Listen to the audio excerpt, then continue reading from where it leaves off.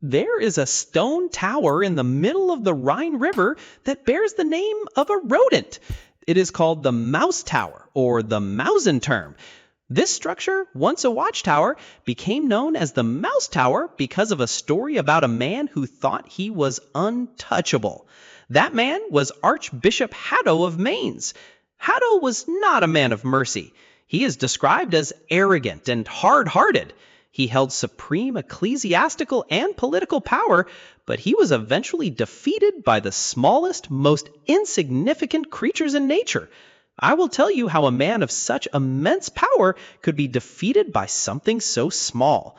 We will explore a tale of extreme cruelty and a punishment that fits the crime with mathematical precision.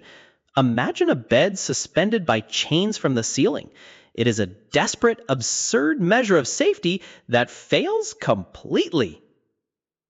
Let us look at the Rhine, specifically near Bingen am Rhein, where the water becomes dangerous. This is the Binger Loch, the Binger Hole, a stretch of the river where treacherous currents and hidden rocks make navigation a nightmare. In the middle of these currents, on a rocky island, stands the Mouse Tower. It is a stone cylinder, a watchtower approximately 25 meters tall. To an observer, it looks like any other lonely sentinel. But, and this is the part that matters, it sits opposite Berg Ehrenfels, a fortress that would eventually be formalized in 1258, but the tower remains the constant.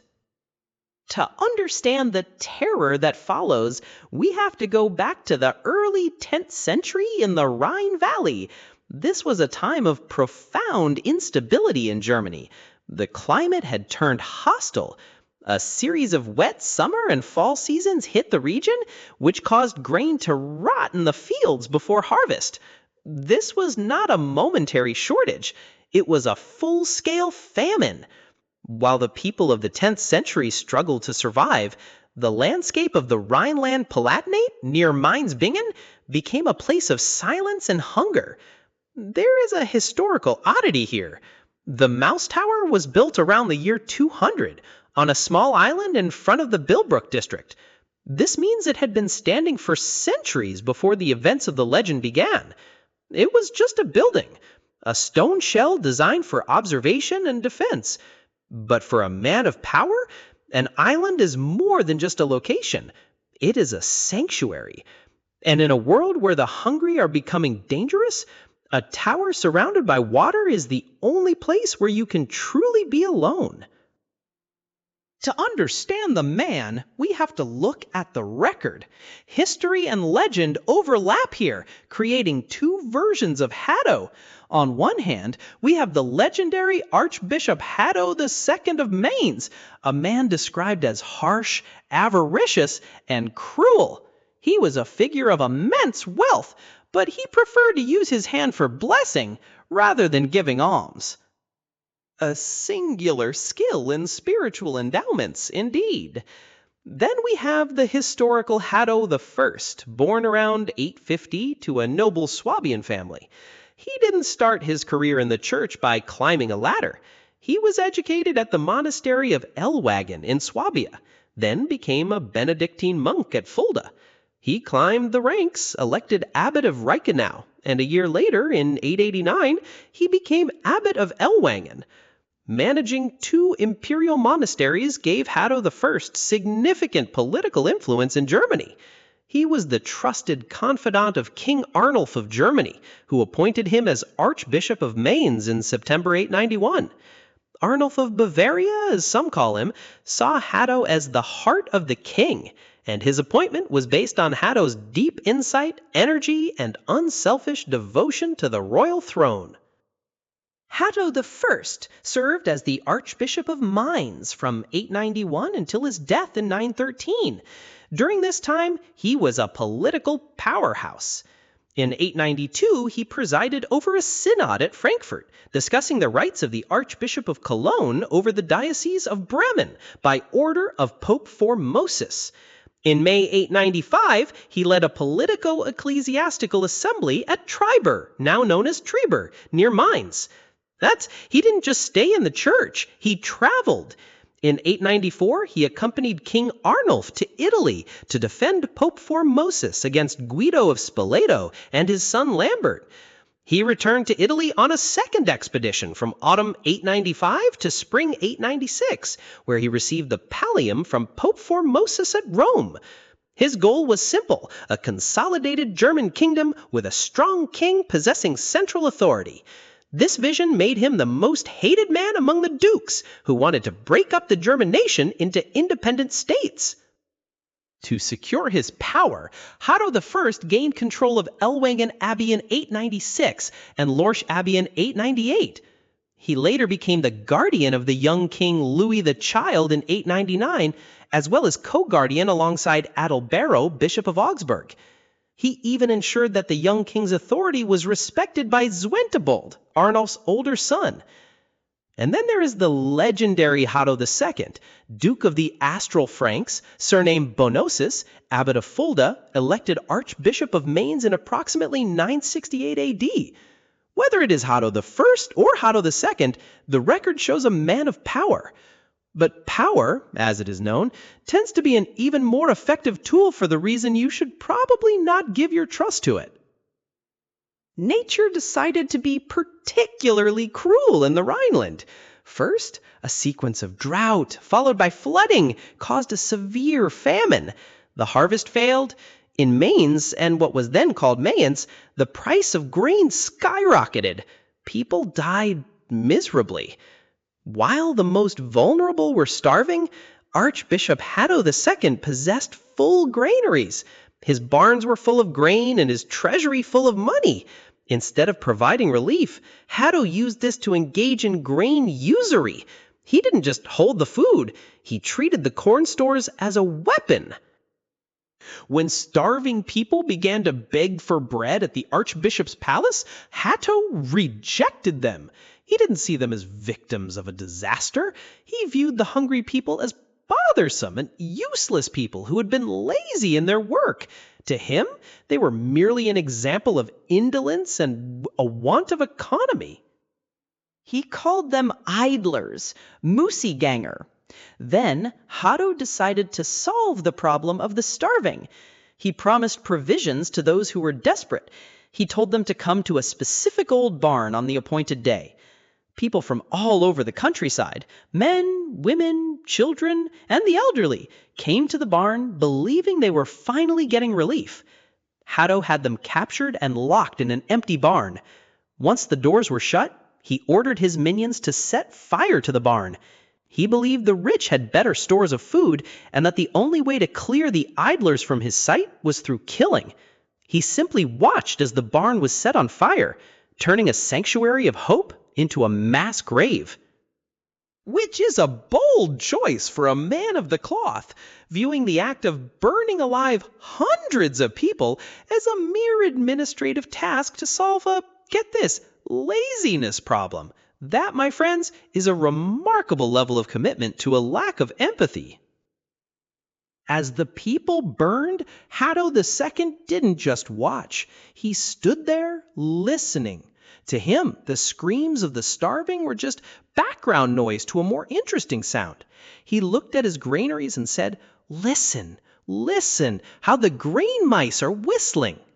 It is described as a peak of hubris. He wasn't just killing people. He was comparing their deaths to the sound of rodents devouring the corn. In the original records, this is referred to as the Mäusegefly, the mice's squeaking. He was essentially telling the starving victims that they were no more than the pests in his wheat. He might have said it as, "Hark you how the mice squeak," or "Hear the mice squeak," regardless of the translation. The point is, Hatto II thought he was the only human in the room. He was so convinced of his own power that he found the noise of the dying to be a rhythmic accompaniment to the success of his horde. It is a very specific kind of cruelty.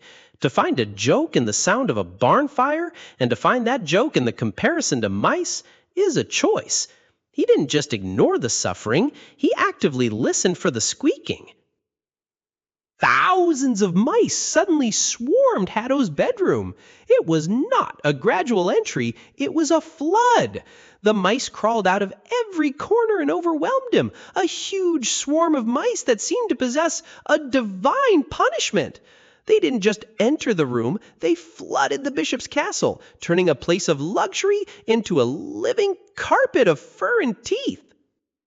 It was a very specific kind of terror. Hatto's servants fled in horror as the mice attacked. The animals didn't just bite, they killed them by the hundreds, their numbers continuing to increase. The servants, who had spent years serving a man who had burned his own people, were not about to stay and fight rodents. Hatto, meanwhile, was trapped in his own luxury. He tried to flee, but the mice were everywhere. They were not just in the walls, and they weren't just in the floorboards. They were moving as a single suffocating mass. The mice were coming from the warm ashes of the hearth. They were moving toward him. He was no longer the Archbishop of Mainz. He was simply a piece of meat in a room full of hungry, small animals. He was finally forced to flee the castle, as the servants had already left him to his fate. He was alone, and a huge swarm of mice followed as the tide. As he ran, he could feel the feet of thousands of mice on his clothes, and he could feel the teeth. The Archbishop had finally found a perfect mathematical precision of justice. Hatto didn't just run. He panicked. He fled from Mainz, crossing the Rhine to seek refuge at Berg Ehrenfels on the other side. He thought he could outrun a rodent army. He didn't. The mice followed him relentlessly, crossing the various lords' lands and scaling the highest and steepest towers of the region. Eventually, Hatto realized that stone walls and high towers weren't enough. He fled to a tower in the middle of the Rhine, specifically a high tower on a small island near Bingen. He believed the water would protect him, treating the Rhine as a natural moat that no mouse could cross. Once inside the tower on the Rhine, the panic reached a peak of absurdity. On the top floor, Hatto hung his bed by chains from the ceiling. He spent his night suspended in midair, believing that if the floor was swarmed, the chains would keep him safe. It was a desperate, absurd measure of security. At one point, the terror became so great that Hatto II tried to flee the tower by boat. He rushed to the water's edge, only to find the boat was unusable. Due to the water, he was trapped. Defeated by the logistics of the Rhine, Hatto II returned to the top floor of the tower and locked all the doors behind him. He sat in his suspended bed, the only place he believed the smallest creatures in the world could not reach him. Myriads of mice swam across the Rhine to reach the tower. It is a very specific, very determined kind of swimming. Thousands of mice swam across the water, using the stream as a highway to reach their target. Once they arrived, they didn't stop at the shoreline. The mice climbed the walls, searching for every nook and cranny to get inside. They gnawed through the tower's doors and the double walls of the structure, breaching the stone to kill Hatto II. Inside, the bishop's plan for safety was a failure. The mice climbed the chains of the bed, using them as ladders. A swarm of mice descended upon him, biting, scratching, and torturing Hatto II. They ate Hatto II alive, consuming him from head to foot. This was the poetic, if somewhat visceral horror of his brutality to the peasants. Now, we have to address the reality of the stone. The tower was built in the 14th century, which is a few centuries after the Hatto legend takes place. This is where the history books and the Loro storybooks diverge. The tower was originally intended as a bear tower, a watchtower, and a toll station. It served as a customs post where passing ships had to pay a fee. Essentially, it was a customs collection tower, a toll house for collecting the duties. The name Mouseterm or Mouse Tower is likely a linguistic drift. It probably came from the Middle High German word Mautturm, meaning toll tower. Or perhaps it was simply a transcription error where an old word meaning fits all was used. It is much more satisfying to believe in the mice than in a customs post. This particular brand of rodent-based justice is not unique to the Rhine. In Poland, a similar story exists regarding Voivode Popiel II, a cruel and corrupt man who killed people on a whim. Popiel II lived in the ancient city of Gniezno on the banks of Lake Goplo. Just like Hatto, he was devoured by mice in a tower. It seems that in the Middle Ages, if you were a powerful man and the cruelest person in the room, the folk memory decided you should be killed by the smallest possible creature. It is a very specific, very dry kind of poetic justice. Some say Hatto's ghost still haunts the tower and finds no rest. The image of being eaten by mice remains the most effective part of the legend, ensuring that no matter how high the tower was, the smallest creatures could eventually find a way in. The tower stands as a reminder that priestly pride and brutality to the poor were eventually met with a punishment that fit the crime. It is a question of whether the ghost is still there, or if the only thing that truly survived was the hunger of the mice. Today, the tower remains a physical landmark, though its purpose has shifted from a sanctuary of terror to a tourist site. It was once a place that was difficult to conquer, even for river bandits. Later, the building suffered severe damage during the 30 Years' War and the Palatine Succession War in 1689, largely thanks to the French army. It took centuries to recover, with the structure finally being restored in 1855 and 1856 to serve as a Prussian signal tower. For over a century after that, the Mouse Tower continued to function as a signal tower and lighthouse for the Rhine shipping near the Bingen Hole, a role it maintained until 1974. Can you believe it? When we look at the man behind the myth, the timeline is quite precise. Hatto I died on May 15th, 913. Now, Hatto was chiefly responsible for the election of King Louis the Child, Arnulf's 6-year-old son. For the years between 900 and 911, while the 6-year-old king grew, Hatto acted as regent, administering the affairs of the state. He held the strings of a kingdom and managed the royal household. It is a curious contrast. A man who could install a child on a throne and govern a nation found himself completely outmatched by a confluence of rodents. He spent his final moments in a bed suspended by chains, hanging from the ceiling, really, hoping the water would protect him, only to be consumed by the very creatures he mocked. In the end, the political influence, the royal regencies, and the grand titles all vanished, and we are left with a stone tower and a story about mice.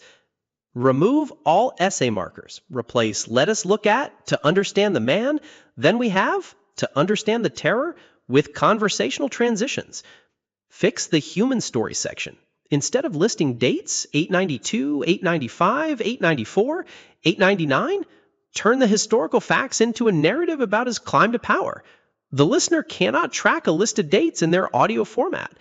Remove banned AI phrases. Delete "imagine a bad" and "picture this" style prompts. Enhance the deadpan absurdist voice.